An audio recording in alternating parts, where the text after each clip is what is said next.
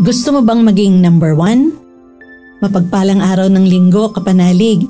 Nasa ika-29 na linggo na po tayo sa karaniwang panahon. Ito po si Sister Rose Agtarap ng Daughters of St. Paul para sa mabuting balita. Manalangin po tayo at magnilay sa Ebanghelyo ayon kay San Marcos.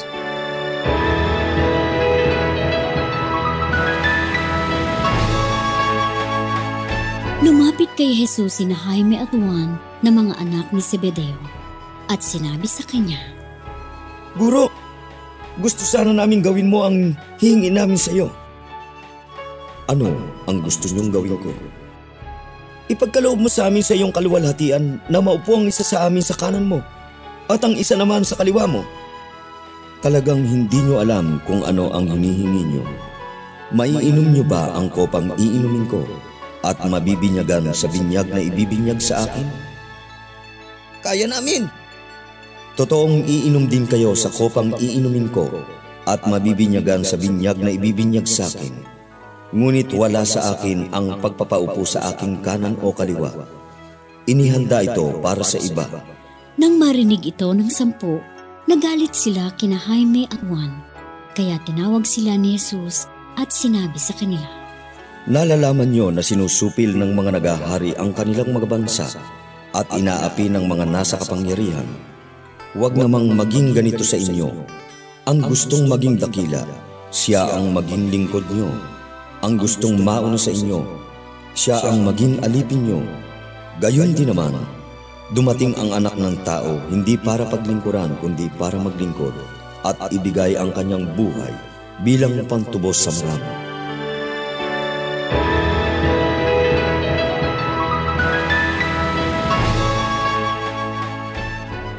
Kakatapos lang noong nakaraang buwan ng bar exam. Isang pagsusulit na kailangan ipasa ng isang law student upang maging ganap siyang abogado. Inaabangan ng marami ang paglabas ng resulta kung sino ang nagtap at saang paaralan siya galing. Tunay ngang malaking karangalan ang manguna sa exam at magbigay karangalan sa isang institusyon. Ganon din ang manguna sa ibang aspeto ng buhay, sa edukasyon, sa sports, or kaya sa beauty contest. Natutuwa tayo kapag tayo ang nasa taas dahil mas may mababa sa atin. Masaya tayo kapag nangunguna tayo dahil mayroong mga taong nasa hulihan natin. Nais maging dakila ng magkapatid na Santiago at Juan sa ating mabuting balita ngayon. At upang dakilain sila, kailangan nilang umupo sa tabi ni Jesus sa kanyang kaharian. Isa sa kanan at isa sa kaliwa. Para kina Santiago at Juan, ito ang batayan ng pagiging dakila. Kaya itinama sila ni Jesus. Hindi ninyo nalalaman ang inyong hinihingi. Sa bandang huli, sinabi ni Jesus, at sino mang ibig maging pinuno ay dapat maging alipin ng lahat. Sapagkat ang Anak ng Tao ay naparito, hindi upang paglingkuran, kundi upang maglingkod at ibigay ang kanyang buhay sa ikatutubos ng lahat. Sa madaling salita, ang pagiging dakila sa mata ng ating Panginoong Hesukristo ay ang magsilbi. Hindi naman masamang mangarap na maging number 1 tayo o kaya mag-top sa mga exams o sa anumang larangan ng buhay. Sa katunayan, maganda ito dahil pinapakita natin na nagsusumikap tayo. Ang tagumpay natin ay bunga ng ating mga pagsusumikap at mga pagsakripisyo. Ngunit, huwag nating kalimutan, sa tuwing inaangat tayo ng Diyos, mas lalo tayong maging mapagkumbaba.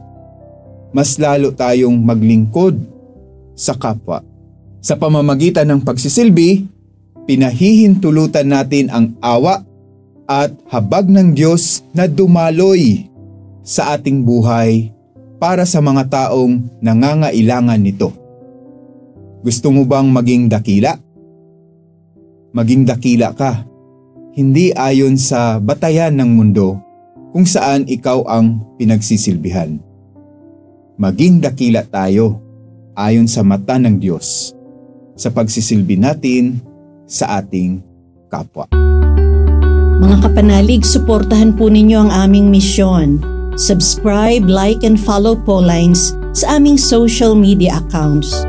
Tulungan niyo po kaming maipagpatuloy ang programang ito at ipadala ang inyong donasyon sa aming donations channels. Kasama pong lagi ang inyong mga intensyon at kahilingan sa aming panalangin araw-araw. Ito pong muli si Sister Rose na nag-aanyaya sa inyong manalangin sa ating mahal na Inang Maria. O mahal na Birhen ng Santo Rosario, pakinggan mo po ang aming mga kahilingan. Sa bawat panalangin namin sa mga butil ng Santo Rosario, madama nawa namin ang iyong makainang pagmamahal at pag-aaruga. Inilalapit po namin sa iyo ang aming kahinaan, kasalanan at kakulangan, ang aming mga suliranin, sakit at kalumbayan. Umaasang ang lahat ay idudulog mo sa iyong anak na si Jesus.